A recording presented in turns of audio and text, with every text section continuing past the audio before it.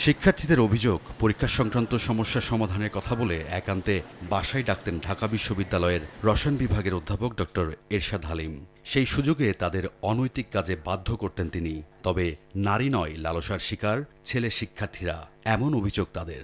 ভয়ভীতি দেখিয়ে দেয়া হতো মুখ বন্ধ রাখারও হুমকি। একাডেমিক একটা ডাউনফল ছিল, এটাকে ইস্যু করে তাকে ডাকা হয় তার একদম বাসায় এবং তার সাথে নিপীড়ন চালানো হয়, যৌন নিপীড়ন। এর পরবর্তী সময়গুলোতে তাকে বিভিন্নভাবে ব্ল্যাকমেল করা হয়। একজন নয়, শিক্ষকের আচরণ নিয়ে অভিযোগ করেছেন একাধিক ব্যাচের শিক্ষার্থীরা। ঢাকা বিশ্ববিদ্যালয়ের মতো প্রতিষ্ঠানে এমন ঘটনা লজ্জাজনক উল্লেখ করে শিক্ষার্থীদের দাবি সঠিক তদন্তের।